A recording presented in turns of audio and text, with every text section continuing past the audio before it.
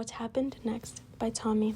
I just got back from the dance. It's late, but I've got to write it all down right now. So Kellen's mom dropped us off and we went in. Kellen and I headed for the stage. Harvey was there, of course, but I didn't see the rest of the usual stage sitters.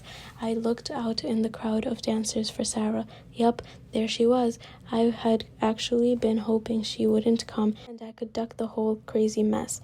Now that I was looking at her, I didn't think I could ask. It's one thing when ORiGAMi YODA tells you not to ask a girl to dance at the PTA fun night, so you just sit there and don't do anything and you can see if he was right or not.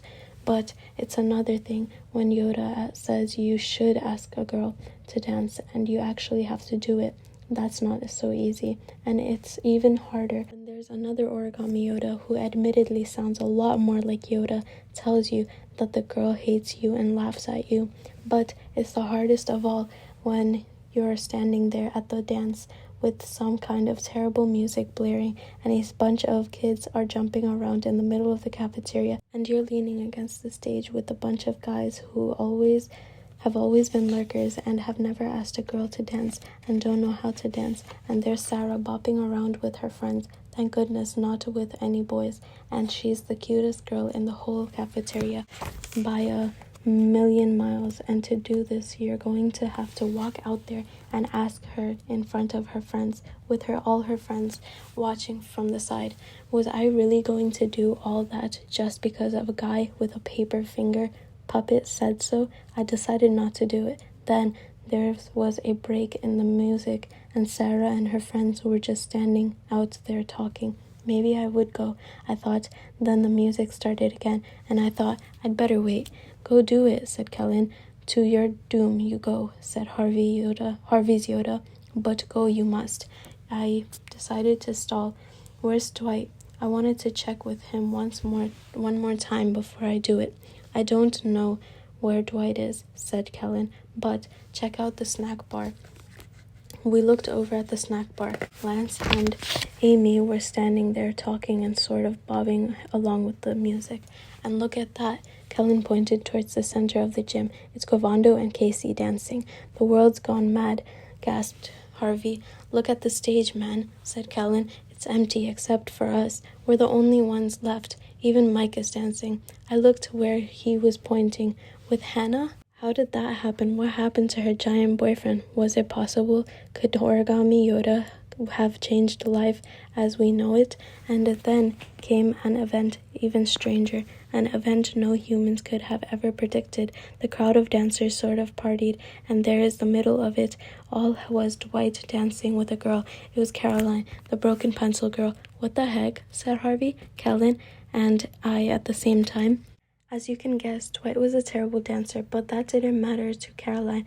They were both having a great time. Has she gone crazy? Harvey sneered, but I know she wasn't crazy. Suddenly, things were starting to make sense. No, I said. Don't you get it? It was ORiGAMi YODA's plan. This was his plan. What plan? ORiGAMi YODA knew that if Dwight got beat up fighting Zach Martin in Caroline's honor, that she would fall in love with him. Dwight must have taken ORiGAMi YODA's advice for once. That was his advice, to get beat up by a gorilla. Great advice, said Harvey. But it worked, said Kellen. Man, this was blowing my mind. Whose idea was it to make Dwight fight Zach? Yoda's or Dwight's? Or were they the same? Then that made me think of something even more mind-blowing. Are you ready for this? Okay, here it is. What if this whole Yoda thing was just a hoax by Dwight to get attention? Sure, it made him look stupid at times, but as Kellen said, it worked. Not only had he gotten attention from us and a lot of other kids who normally ignored him, but he actually gotten a girl to dance with him and maybe even to be his girlfriend. That's something anyone could have said was impossible. But if it was a hoax, then it was a totally genius hoax. And how could he have known it would work without ORiGAMi YODA telling him it would? And of course, if ORiGAMi YODA did tell him, then it wasn't a hoax after all. Now I was totally confused. The song ended and Dwight and Caroline came over to where we were standing. They were holding hands. Well, asked Dwight, have you asked her yet? For once he wasn't acting insane or saying purple or being weird, but I wished he hadn't brought up that subject again.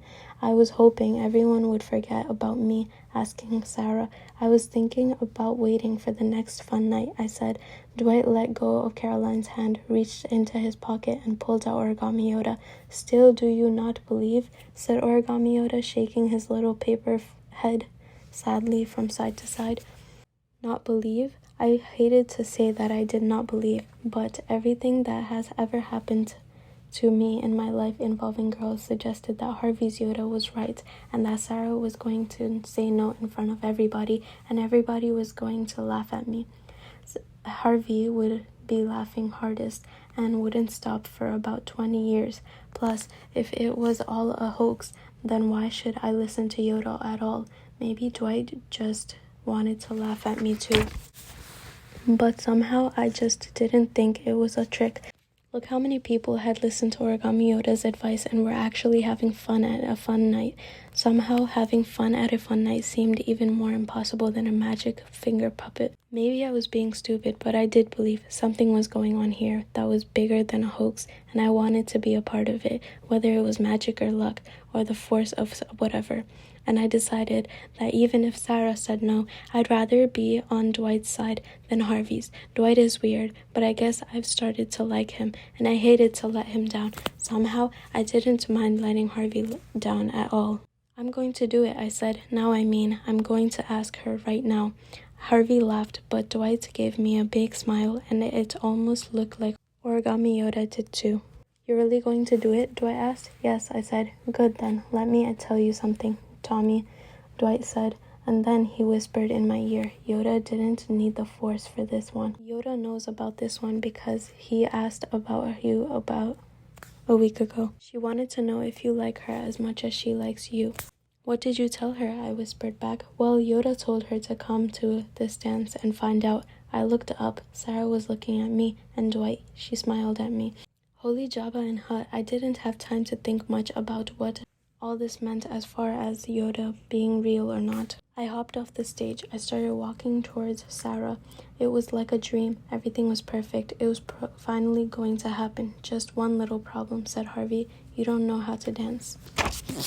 I froze. He was right. Haha, you idiot. You spent all this time worrying about whether to ask her or not, and you never even thought of what would happen if she did say yes. I looked over at Dwight in desperation. He held up ORiGAMi YODA. The force always may it be with you.